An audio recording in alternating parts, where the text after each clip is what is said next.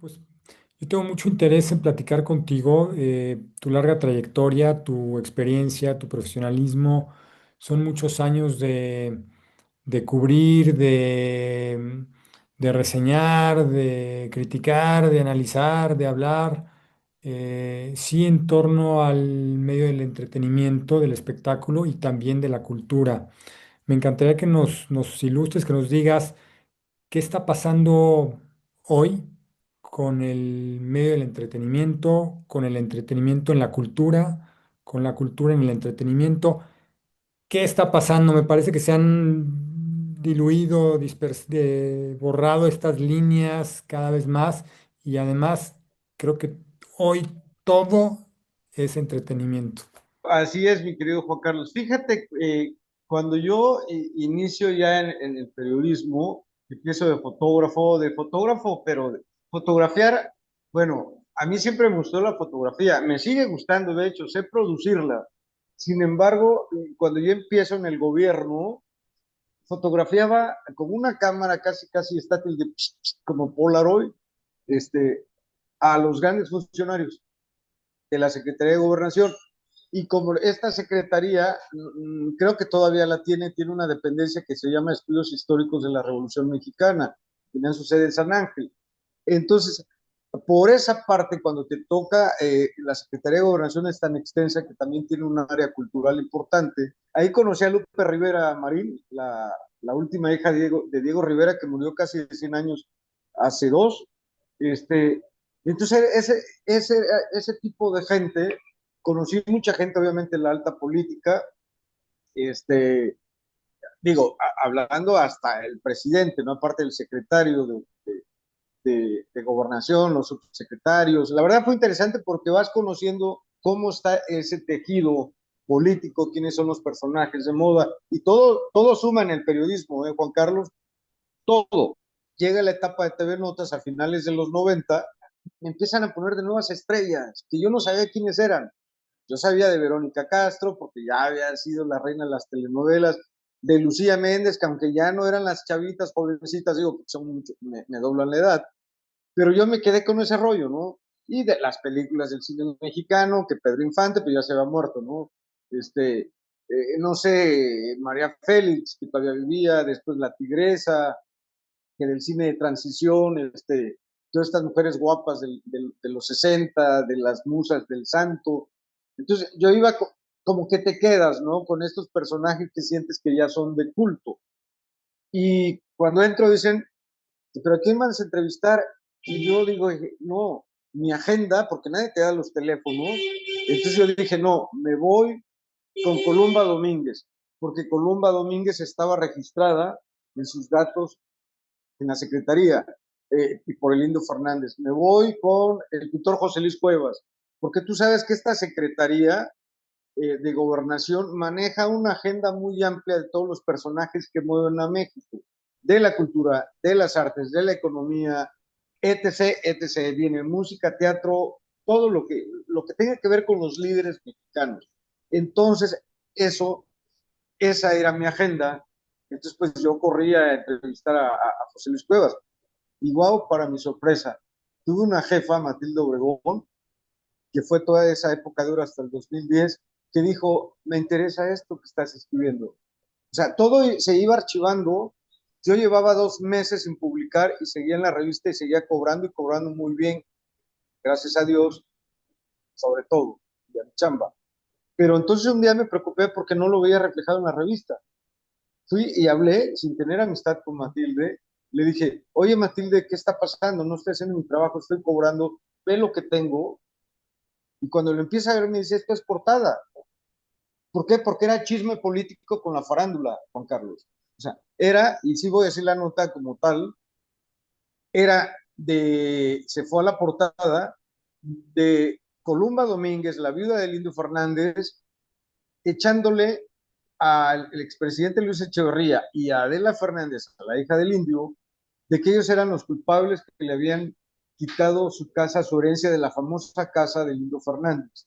Al público de TV Notas, que es de espectáculos, les interesaba el chisme político, pero también el chisme cultural, porque estaba José Luis Cuevas. ¿Qué tanto ha cambiado esto con el tiempo, querido Miguel Ángel? ¿Siguen esas dinámicas? ¿Se ha separado más? Dentro de que, insisto, hoy veo que todo resulta espectáculo y entretenimiento. Todos los medios o los medios que se cubren desde el periodismo acaban bajo esta dinámica ya de espectáculo, es decir, Sí, mira, particularmente el político. Hoy en día el medio político casi lo abarca todo y desde esa línea, ¿no? sí, mira, siempre, yo creo que desde que existen lo que eran antes las bataclanas, así le decían a las actrices de teatro, sobre todo que era todo este teatro como del French Cancan, ya nos fuimos hasta el siglo antepasado, siempre ha existido, como siempre ha existido también las estrellas de televisión que son novias de los futbolistas o acaban casándose con los futbolistas, que ahora son comentaristas maduros, ya señores, abuelos.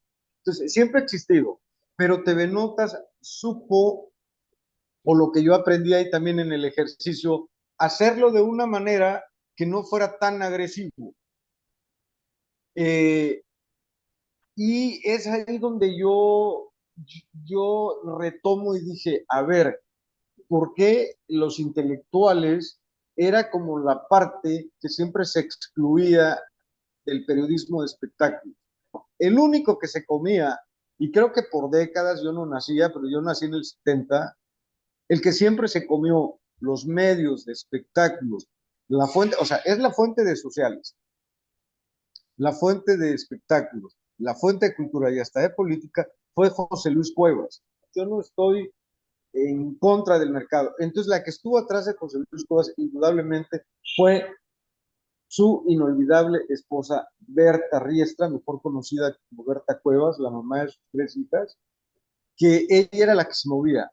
Yo he platicado todavía con gente de los pocos que quedan periodistas de los 60 del área de sociales y de cultura, perdón, de las fuentes de cultura y de sociales, que iba Berta con su jeans guapísima, muy agradable, muy simpática, con ese don de gente, iba a las redacciones y les decía, aquí tengo estas fotos, porque antes era todo personal, ahora todo es por internet.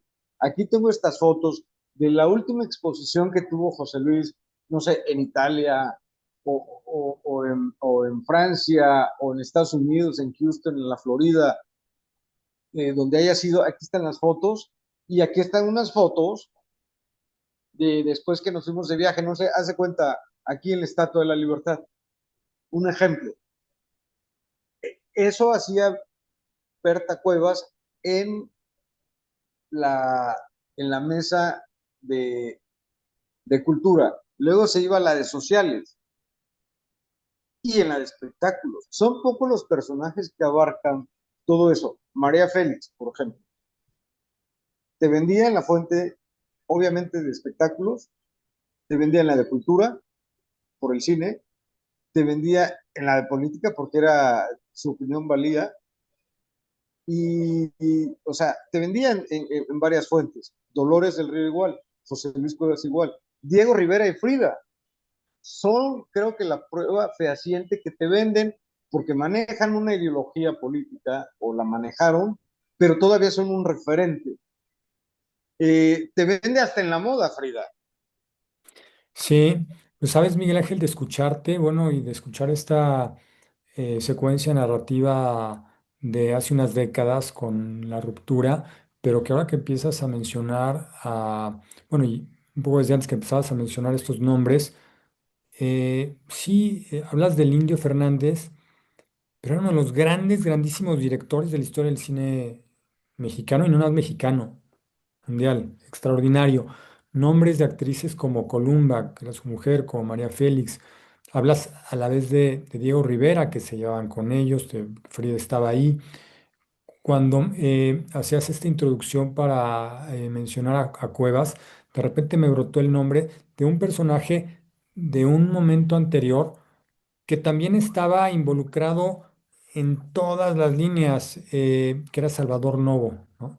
Y Salvador Otro, Novo estaba en todo y también dentro de esta narrativa que nos compartes, pues también llegaba. Diego Rivera a un concierto en Bellas Artes, pero acompañado o coincidían con Silvia Pinal, y es decir, había toda una engranaje donde se mezclaba sí el entretenimiento o espectáculo con el medio intelectual o cultural.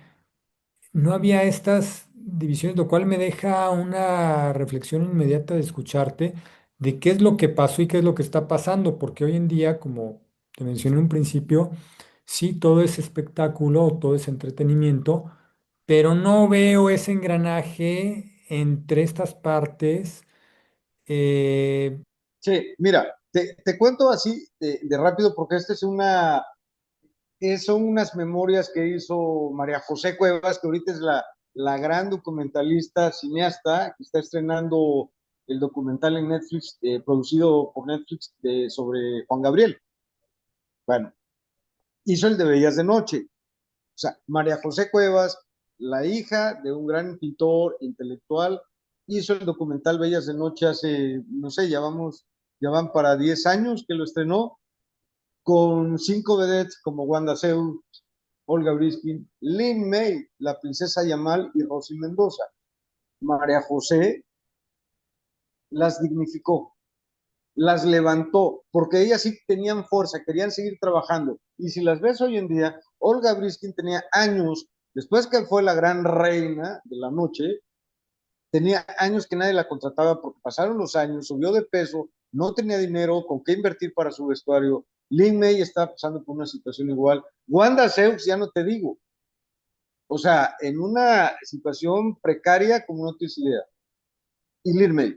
Y hoy, Wanda, pues bueno, ya falleció, pero Lin May hoy tiene tanto trabajo como cuando estaba en los 70, en los 80.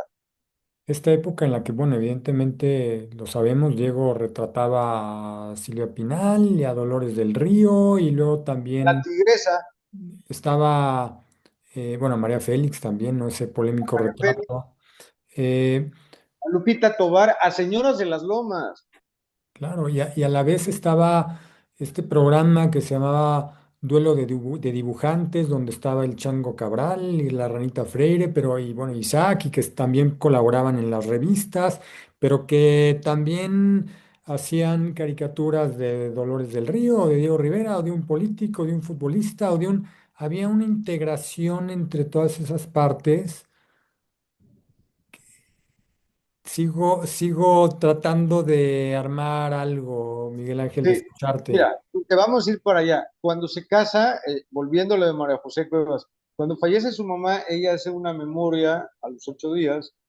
Recuerdo a su mamá, es parte de su sanación, no sé cómo le podría llamar, porque resignación no, fue muy doloroso para ella, pero en donde va narrando ella, mamá, y te acuerdas, como un día me lo contaste, el día que te casaste con mi papá, mi padre tenía poco dinero, José Luis Cuevas, no querían que se casara con Berta, se casan por lo civil, y los padrinos son los testigos y padrinos Dolores del Río, Luis Barragán, Miguel Covarrubias con su esposa Rosa Rolanda o Rosa Covarrubias, y se van a Xochimilco como una trajinera. A ver, eso también pasó en la época de Diego Rivera con Frida, y también le pasó a María Félix cuando se casa con Jorge Negrete, y también le pasó a María Félix cuando se casa, que fue la segunda vez antes de Jorge Negrete, con Agustín Lara. Antes Che, estaba, todo sumaba y todos, y te encontrabas en una publicación lo mismo al maestro Tamayo que a O'Gorman, que a una joven pintora que estaba emergiendo y que hacía lo que quería, y no había estos prejuicios, juicios, cancelaciones. eh, mira, y seguimos en esto. Por ejemplo, uno, y lo acabas de decir perfectamente, esos prejuicios. O sea, un intelectual, yo no quiero salir en esa revista, una de espectáculos, en TV Notas. Bueno, José Luis Cuevas sí salía. Es más, luego llegamos a ser tan amigos, en gran parte por sus hijas, que me decían, ¿sabes qué? Es mi cumpleaños, quiero que estés aquí. Y para mí la primera vez ver que estaba en la mesa, en silla de ruedas, Mariana Frank, la traductora alemana, la abuela de Julio Frank, sí es abuela, sí, abuela de Julio Frank. Mariana Frank la había llevado o iba acompañándola Elenita Poniatowska.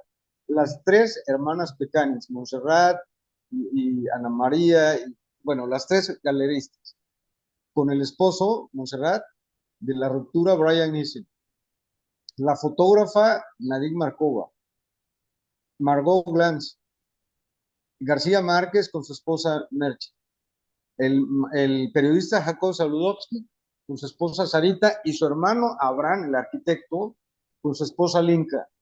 Juan Soriano con su esposo, con Marek, que ya ambos ya fallecieron, Raúl Anguiano con Brillita, Teodoro González de León, o sea, no acabaría decirte toda esa gente. Y cuando José Luis Cuevas les presume, aquí está mi amigo Miguel Ángel, notas.